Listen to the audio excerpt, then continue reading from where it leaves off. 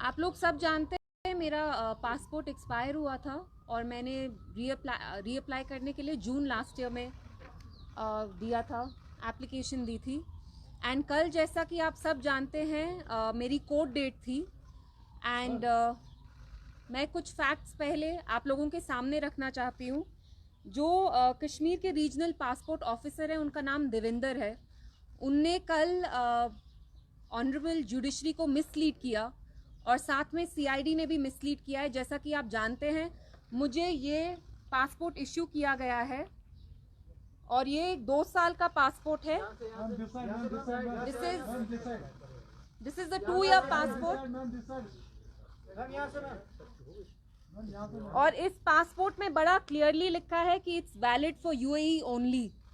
और मैं ये एक बात बहुत क्लियरली कहना चाहती हूँ कि कल ऑनरेबल जुडिशरी को मिसलीड किया गया और जो पासपोर्ट ऑफिसर है उनने जुडिशरी में ये कोर्ट में ये कहा गया कि हमने इसको पासपोर्ट इशू कर दिया है।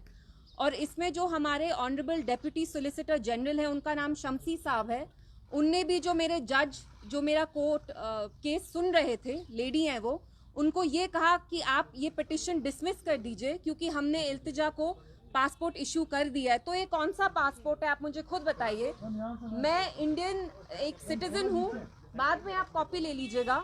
मैं एक लॉ अबाइडिंग सिटीजन हूँ, मैंने आज तक कोई कानून नहीं तोड़ा है। और ये 2 साल का पासपोर्ट इशू करने के लिए भी मेरे लिए मेरे नाम पे ये ऑफिशियल सीक्रेट एक्ट इन्वोक किया गया। और ये सीक्रेट एक्ट तब इन्वोक किया जाता है जब किसी भी इंडियन सिटीजन के अगेंस्ट एस्पियोनाज यानी जासूसी का कोई चार्ज हो। और जो मेरे अगेंस्ट एडवर्स रिपोर्ट दी गई है सीआईडी ने, सबसे पहले तो सीआईडी ने कोर्ट में ये कहा कि हम इनका पासपोर्ट नहीं रोक रहे हैं, हम इल्तिजा का कोई भी फंडामेंटल राइट वायलेट नहीं कर रहे हैं। जैसा कि आप जानते हैं right to travel abroad is a fundamental right and I am being deprived of that right. And ये मेरे साथ हो रहा है और मैं एक पूर्व मुख्यमंत्री की बेटी हूँ। I am not entitled to a passport क्योंकि महबूबा मुफ्ती साहिबा मेरी मदर है। I am entitled to a passport because I am a law abiding Indian citizen. आप मुझे खुद बताइए मैंने कोई कानून तोड़ा है? जो ये देविंदर जी हैं जो पासपोर्ट ऑफिसर है, उनने सीआईडी से खुद पूछा कि मेरे अगेंस्ट कोई चार्जशीट है, कोई एफआईआर है। और आप लोग जर्नलिस्ट हैं, आप सारे जाके प्लीज पता करवाइए मेरे अगेंस्ट कोई चार्जेस हैं क्या, मेरे अगेंस्ट कोई एफआईआर है, कोई चार्जशीट है, तो मेरा कसूर क्या है। और अगर मेरे साथ ये हो रहा है तो आप इमेजिन करिए कि एक आम कश्मीरी इंसान के साथ क्या हो रहा है, जो यहाँ आम आदमी है, जो यहाँ की जनता है, उनके साथ क्या हो रहा है। और ये बात बस मेरे पासपोर्ट की नहीं है, आप अपनी कम्युनिटी में देख लीजिए। 2 महीने पहले इरफान महराज करके एक जर्नलिस्ट हैं जो आर्टिकल 14 के लिए लिखते हैं, उनने एक पीस लिखा about 3 people 3 years ago who were shot in a fake encounter, जिनके अगेंस्ट कोर्ट ने ब्रिगेडियर को चार्ज भी किया है for extra judicial killing. Last month उनको यूएपीए के अंडर दिल्ली ले गई एनआईए। जर्नलिस्ट हो, स्टूडेंट्स हो, सब पे यहाँ दबाव चल रहा है। और मैं इसमें सीआईडी के बारे में भी 2-3 चीजें ऐड करना चाहती हूँ। 2019 से जब से आर्टिकल 370 एब्रोगेट किया गया है तब से कश्मीर को ऑटो पायलट मोड पे चढ़ा दिया है। ऑटो पायलट मोड में यानी यहाँ इसको साइलेंट मोड पे रख दिया। यहाँ लोगों को बात करने की आज़ादी नहीं है। जब आप बात करते हैं तो आपको जेल में डाल दिया जाता है। आई थिंक 1 महीने पहले मैं यहाँ आई और बहुत सारे जर्नलिस्ट से मेरी उनसे बात हुई एप्टेक्स कैंप के बारे में। तो यहाँ दांगलियाँ चल रही हैं, यूथ को एम्प्लॉयमेंट नहीं मिल रही है, फेक एनकाउंटर्स हो रहे हैं। यंग लड़के 2019 से लेकर अब तक उन पे यूएपीए लग रहा है। यूएपीए यहाँ थोप के लोगों को जेल में डाला जा रहा है। और जो सीआईडी है वो इसमें एक बहुत गंदा रोल प्ले कर रही है क्योंकि वो दिल्ली गवर्नमेंट, सेंट्रल गवर्नमेंट के बिहेस्ट पे यहाँ पे लोगों से उनका गुजारा, उनका लाइवलीहुड छीन रही है, क्रिमिनलाइज कर रही है। पासपोर्ट जैसी बेसिक चीज क्रिमिनलाइज कर दी गई है। आप मुझे खुद बताइए, मैं तो एक लॉ अबाइडिंग सिटीजन हूँ, क्या मैं नीरव मोदी हूँ? क्या मैं फ्यूजिटिव हूँ? क्या मैं टेररिस्ट हूँ? मैं देशद्रोही हूँ? अगर मैं मरकजी सरकार के अगेंस्ट कोई बात करती हूँ तो क्या वो मुल्क के अगेंस्ट बात करना होगा क्या? I mean, मेरा कसूर क्या है? And this is not just about मी। मेरे जैसे बहुत सारे लोग हैं, स्टूडेंट्स हैं, जर्नलिस्ट हैं, आप में से भी बहुत सारे लोग हैं जिनका पासपोर्ट रोक दिया गया है, आपको नो फ्लाई लिस्ट पे रखा गया है। तो यहाँ पे तो 2019 से कनपट्टी पे गन रख के यहाँ पे एक अब नॉर्मल सी इम्पोज की गई है सब पे। तो कोई अपना मुंह खोलता है, जबान अभी चलाई नहीं होती है, तो आके आपको पुलिस आके अरेस्ट कर लेती है। और जो सीआईडी है यहाँ, वो एक बहुत गंदा किरदार प्ले कर रही है। 2 हफ्ते पहले उनने कोर्ट में ये झूठ बोला कि हमने इसका पासपोर्ट नहीं रोका हुआ है, आप ये पिटिशन डिसमिस कर दीजिए। और मैं आज ये ऑन रिकॉर्ड कहना चाहती हूँ कि कल जो हमारे डेप्यूटी सोलिसिटर जनरल भी हैं, उनने कोर्ट में झूठ बोला, जुडिशरी को मिसलीड करने की कोशिश की गई, क्योंकि वरना तो मैंने पासपोर्ट री एप्लीकेशन के लिए जून में दिया था, तो कल जाके इनने जल्दी जल्दी क्यों डिस्पैच किया? क्योंकि ये जानती थी कि कोर्ट मेरा केस लेगी and the court will ensure that they get more than a rap on their knuckles, और इनको मेरा पासपोर्ट इश्यू करना पड़ेगा। और जैसे मैंने कहा, बात मेरी ही नहीं है, मैं बाकी लोगों के लिए भी बात करती हूँ। यहाँ जो चल रहा है, जो धांधली चल रही है एलजी एडमिनिस्ट्रेशन में, इतने स्कैम्स हो रहे हैं, जाके देखिए आज जम्मू में फायर एंड इमरजेंसी सर्विसेज की जो रिक्रूटमेंट है उसमें स्कैम चल रहा है। जम्मू में लोग आ गए, यंग हमारे बच्चे हैं, बच्चियां हैं, लड़के हैं, लड़कियां हैं, दे ऑल अनएम्प्लॉयड। जेएनके में the unemployment rate has cross 40%। तो यहाँ आपने मुंह खोल के आप उसके बारे में बात करते हैं तो आपको पनिश किया जाता है। अल्लाह ताला ने हमें जबान तो इसीलिए दी है ना इंसानों को, कि आप बात करें, जो जाहिर बात है वो आप बोले, परसीव करें, आप में इंसाइट है, आप अपने आप को एक्सप्रेस करें। तो ये तो मेरा फंडामेंटल राइट है।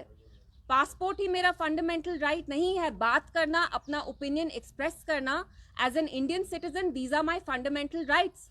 तो आप मुझे ऐसे क्यों ट्रीट कर रहे हैं कि कोई मैं हार्डन क्रिमिनल हूं? मैं नीरव मोदी हूं? क्या मैंने बैंक से हजारों करोड़ का लोन लिया है? क्या मैं बैंक लोन डिफॉल्टर हूं?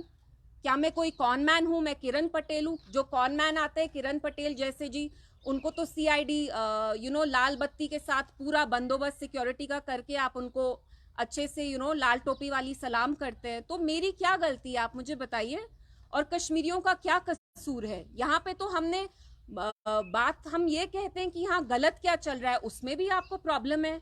जर्नलिस्ट के साथ आपको प्रॉब्लम है, स्टूडेंट्स के साथ आपको प्रॉब्लम है। खुर्रम परवेज, फहाद शाह, सजाद गुल, इरफान महराज, कितने लोगों को आप जेल में डालेंगे? जम्मू कश्मीर को आप कितनी देर के लिए ऐसे ओपन एयर प्रिजन में तब्दील करना चाहते हैं? कितनी देर आप लोगों को ऐसे रखेंगे डरा डरा के? तो आज मैं आके आपसे बात करना चाहती थी, बिकॉज इस चीज पे बहुत ज्यादा कंफ्यूजन है। मेरा पासपोर्ट जो इश्यू किया गया है वो एक कंडीशनल पासपोर्ट है।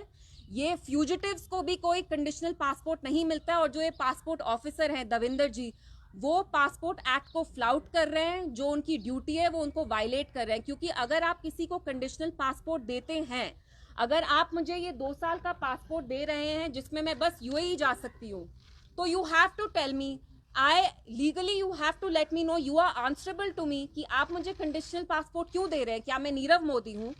क्या मैंने कोई हवाला स्कैम किया है? क्या मैंने मनी लॉन्ड्रिंग की है? और जो सीआईडी है, उनने जो एडवर्स रिपोर्ट दी है वो सील्ड कवर में क्यों दी है? अगर आप इतने कॉन्फिडेंट हैं अपने रिपोर्ट के बारे में, सबसे पहले तो आपको ऑफिशियल सीक्रेट एक्ट क्यों इन्वोक करना पड़ा? आप क्यों चाहते हैं ये डॉक्यूमेंट जो आपने मेरे खिलाफ कोर्ट में दिया है, जो आप सील्ड कवर में दे रहे हैं, आप वो क्यों नहीं चाहते हैं कि वो बाहर पब्लिक डोमेन में आए? मैं बताती हूँ क्यों नहीं आए। क्योंकि इसमें कुछ सब्सटैंशियल है ही नहीं, इसमें कुछ ऐसे सॉलिड ग्राउंड्स है ही नहीं, तो आप कोर्ट को भी मिसलीड कर रहे हैं। तो मेरी जुडिशरी से यही रिक्वेस्ट होगी कि वो देखें कि जो पासपोर्ट ऑफिसर है और जो सीआईडी है, एंड अनफॉर्चुनेटली जो डेप्यूटी सोलिसिटर जनरल भी हैं, वो उनको मिसलीड कर रहे हैं। और बात ये बस मेरे पासपोर्ट की नहीं है, जम्मू कश्मीर में वो जर्नलिस्ट हो, सियासतदान हो, स्टूडेंट्स हो, एक्टिविस्ट हो, वो सब सफ़र कर रहे हैं। क्योंकि जो चीज़ ऑब्वियस है, जो सच्चाई है, वो हम जाहिर करते हैं, तो उसके लिए हमें अलग अलग तरीके से पनिश किया जा रहा है। तो आई बिलीव ये मुफ्ती खानदान जो है, महबूबा जी मेरी मदर है, ये हमारा एक एग्जाम्पल बनाना चाहते हैं, लोगों को दिखाना चाहते हैं कि अगर आप अपना मुंह खोलेंगे, जो आप पे जुल्म हो रहा है, आप पे अत्याचार हो रहा है, अगर आप उसके बारे में अपनी जबान खोलेंगे तो हम आप पे या तो यूएपीए डाल देंगे, या आपके फंडामेंटल राइट्स आपसे ले लिया जाएंगे, या अगर आपकी सरकारी नौकरी है, सरकारी नौकरियां भी आप देखिए कितने कश्मीरी जवानों को उनकी नौकरियों से बेदखल किया जा रहा है ऑन फ्लिम्जी ग्राउंड्स, कि आपका कोई फलाना मिलिटेंट था, XYZ, आपका उसके साथ कोई रिलेशन था। तो Kashmiris are suffering every day. और अगर आप जो उन पे जुल्म हो रहा है, अगर आप उसके बारे में वोकल भी होते हैं, जो आपका फंडामेंटल राइट है, your right to express speech and expression is a fundamental right, आपके फंडामेंटल राइट्स, आपके बेसिक हुकूक भी आपसे छीने जा रहे हैं। तो ये जो मरकजी सरकार यहाँ इतने ढोल बजाती है कि यहाँ पे अब कॉन्स्टिट्यूशन लागू होती है, मैं उनसे पूछना चाहती हूँ कि यहाँ कहाँ की कॉन्स्टिट्यूशन लागू हो रही है? ये बीजेपी की कॉन्स्टिट्यूशन है, इंडियन कॉन्स्टिट्यूशन तो मुझे नहीं लगती है। What are we being punished for? So आज मैं आपसे इसी के बारे में बात करना चाहती थी। एंड मैं ये बिलीव करती हूँ कि जो सीआईडी के कुछ ऑफिसर्स हैं, they bringing disgrace and disrepute to their office. Court में झूठ बोल के लोगों को हरास करके, जैसे नाजी जर्मनी में जेस्टापो थी एक पुलिस की विंग जो जूस को, यहूदीज को पर्सिक्यूट करती थी, पनिश करती थी, हरास करती थी, वैसे ही सीआईडी का अब यहाँ एक ही काम है, और वो काम है कि यहाँ के कश्मीरियों को कैसे पीसा जाए, उनको पर्सिक्यूट कैसे किया जाए, उनको जॉब से कैसे निकाला जाए, उन पे यूएपीए कैसे लगाया जाए। हाल ही में ये जो कॉन्ट्रैक्टर्स होते हैं उनकी भी अब वेरिफिकेशन होगी। क्यों आपको हम पे भरोसा नहीं है? हम क्या है? हम यहाँ टेररिस्ट बैठे हैं? किसी की भी कश्मीरी पे आपको भरोसा नहीं है? तो इसलिए आके मैं आपसे बात करना चाहती थी। एंड प्लीज लेट्स, जब आप मेरे से सवाल भी पूछेंगे तो let's just keep it restricted to this topic. देखिए, जो डेप्यूटी सोलिसिटर जनरल हैं, वो कल उनने मेरे लॉयर पे प्रेशर डाला कि मैं ये पिटिशन विड्रॉ करूं। मैं ये पिटिशन किसी भी हाल में विड्रॉ नहीं करूंगी, क्योंकि मैं ये लड़ाई अपने लिए ही नहीं लड़ रही हूँ। मैं चाहती हूँ कि जो यहाँ के बाकी लोग हैं जिनके बेसिक हुकूक उनसे छीने गए हैं, वो भी कोर्ट जाके अपील करें, क्योंकि your right to travel abroad is a fundamental right जो कोई भी एजेंसी आपसे छीन नहीं सकती है। तो ऑफकोर्स जो मेरी पिटिशन है वो मैं विड्रॉ नहीं करूंगी, हालांकि हम पे बहुत प्रेशर है, but I will continue to fight in the court and I have full faith in the honorable judiciary that they will issue this passport. इंतजा जी, जो आपने कहा कि यहाँ जो हमारे डेमोक्रेट्स और ह्यूमन राइट्स जो है वो छीने जा रहे हैं एब्रोगेशन के बाद, रिसेंटली वाशिंगटन डीसी में कुछ कश्मीरी जो यूथ है उन्होंने वहाँ पे यूएनए के प्लेटफॉर्म पे कहा कि देखिए, मैं आज इन जी ठीक हुआ है नया Kashmir. What are your? I have nothing to say on this because आज मैं इसी के बारे में यहाँ बात करने आई हूँ, तो I don't want to veer off topic. Thank you.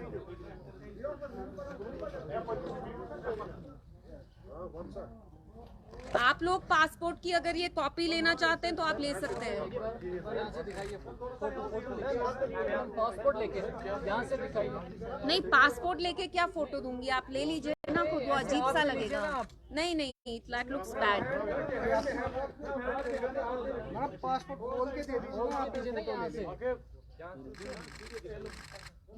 आप देख सकते हैं 2 साल का है, ये कंडीशनल पासपोर्ट है। क्या मैं नीरव मोदी हूँ? क्या मैं फ्यूजिटिव हूँ? क्या मैंने हवाला किया है? मैं देशद्रोही हूँ? मुझे कोई बता सकता है कि मेरी क्या, what is my fault? The right to a passport is a fundamental right. Why am I being deprived of that right? और पासपोर्ट ऑफिसर सीआईडी खुलेआम क्यों कोर्ट में इतना झूठ बोल रही है? दिन दहाड़े, in broad daylight they lying. And this is not just about me being the daughter of a former chief minister. अगर ये मेरा हाल है, 1 साल की लिटिगेशन के बाद मुझे 2 साल का पासपोर्ट मिला है, तो यहाँ का आम आदमी की क्या हालत हो रही होगी? आप मुझे खुद बताइए, सोच के बताइए। Thank you.